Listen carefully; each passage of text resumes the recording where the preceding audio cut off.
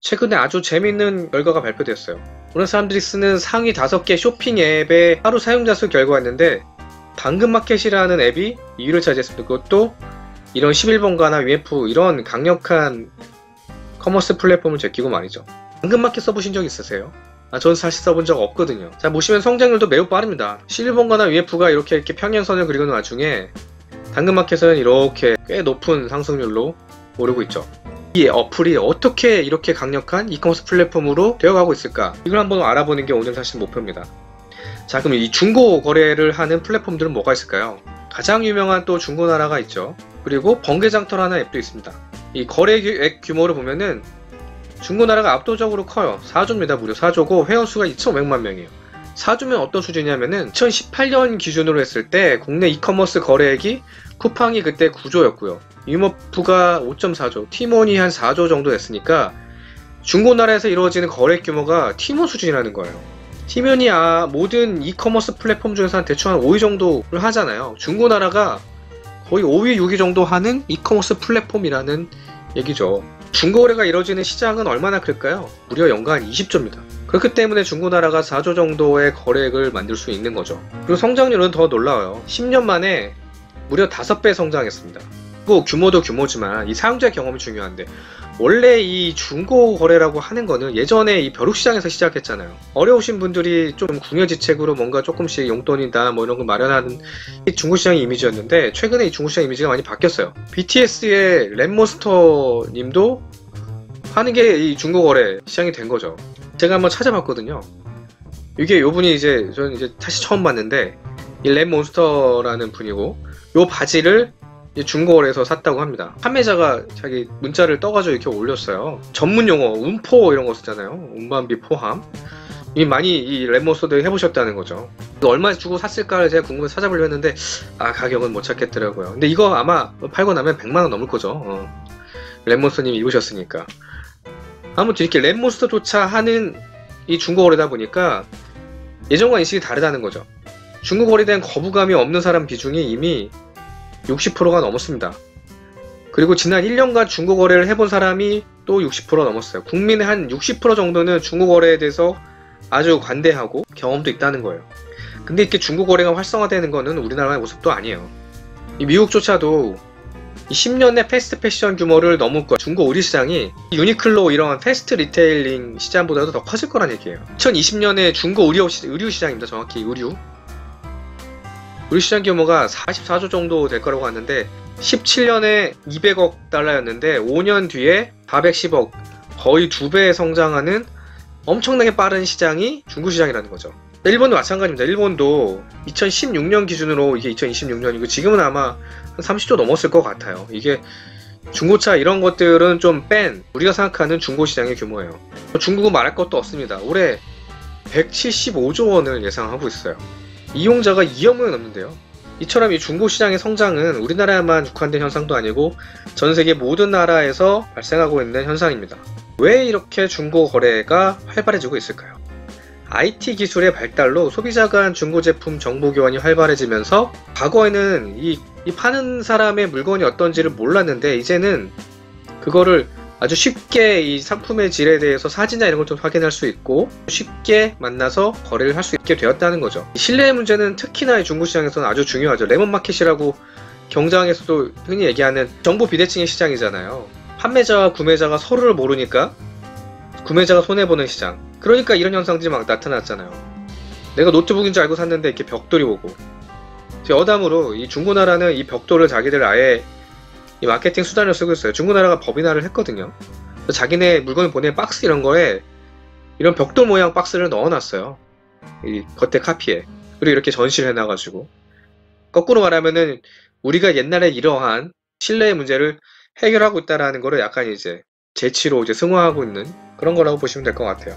미국에서도 마찬가지였던 게, 이게 릿섭 스팟이라고 이 인터넷에서 산 물건을 서로 교환하는 로케이션입니다. 만나서 여기서 물건을 바꿔가라는 거죠. 여기서 이렇게 비디오가 녹화되고 있어가지고 뭐 사건, 사고 이런 거를 미연에 방지할 수 있는 공간이라고 합니다. 미국도 이게 중고거래가 활성화해지니까 이런 것들이 있었던 거죠. 이런 것들을 IT 기술을 통해서 해결을 하고 있는 거죠. 중고나라 같은 경우는 사기 신고, 사이버캅을 통해서 이제 사기 이력이 있는 유저들을 퇴출시키고, 번개장터는 이 페이와 송금 제도로 많이 큰 업체예요. 이렇게 IT 기술의 발달로 과거 이 중고거래하면서 있었던 페인 포인트 하나, 신뢰의 문제가 해결이 된 겁니다. 그리고 두 번째가 물류예요, 물류.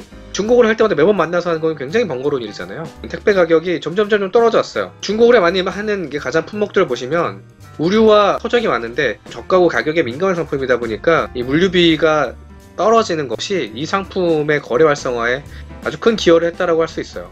그리고 세 번째로는 중고거래를 일종의 공유경제의 하나로 인식하기 시작을 했다는 거예요.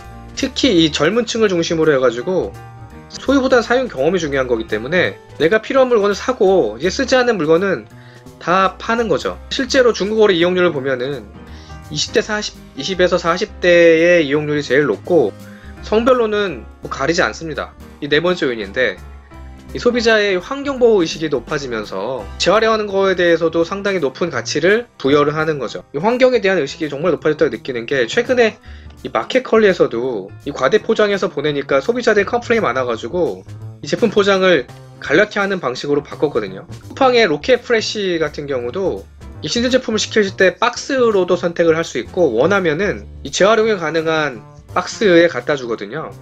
그래서 이번에 갖다 주고 다음번 주문할 때 예전 썼던 박스를 반환을 하는 이런 방식으로 서비스를 시작을 했습니다. 이런 거에 대한 소비자 니즈가 생각보다 굉장히 많다는 반증인 거죠. 이렇게 이제 중고 시장 자체가 핫해지니까 당연히 돈이 몰리죠. PE들이 이 시장을 놓칠 리가 없잖아요. 그래서 19년 12월에 번개장터가 프렉시스 캐피탈이라고 하는 PE에 팔렸습니다.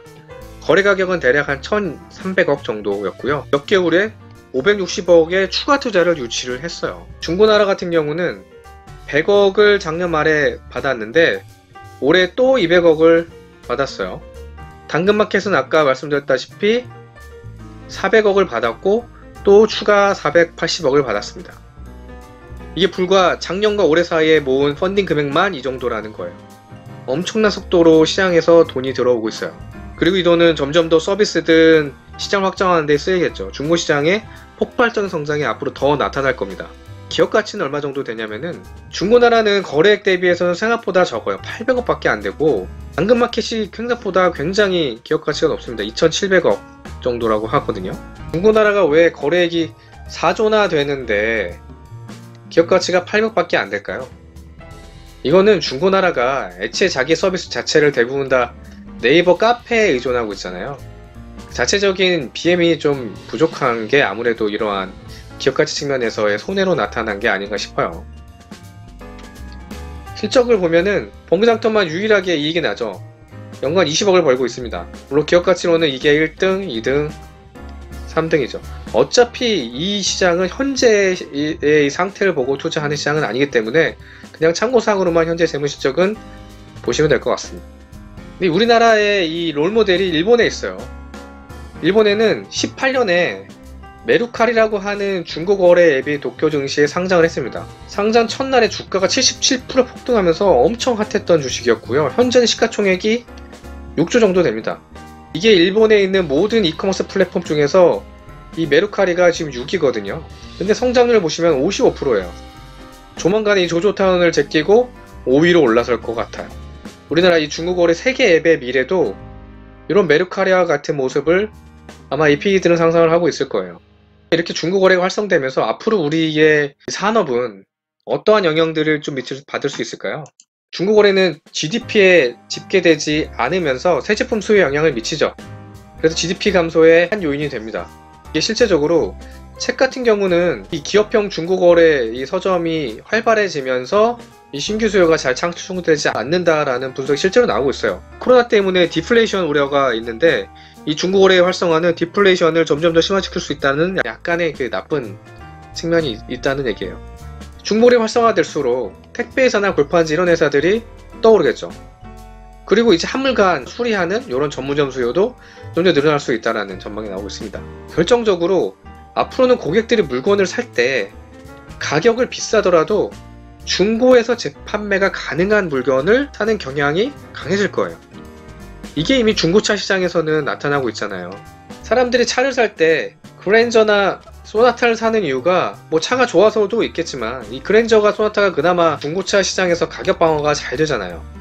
앞으로 모든 상품에서 이러한 현상들이 나타날 수 있다는 얘기입니다. 이렇게 시장이 커지니까 공정위에서도 아직은 스타트업 같은 요 세 개 업에 대해서도 조사를 한다고 합니다. 소비자 보호를 잘 하고 있는지, 이런 장치를 잘 갖추고 있는지를 좀 확인하는 그런 차원이고요. 자, 정리를 하면 당근에서도 볼 수 있다시피 우리나라 중고거래 시장은 폭발적으로 성장하고 있습니다. 첫 번째 이유는 IT 기술의 발달, 자, 두 번째는 저렴해진 물류비 효과가 있죠.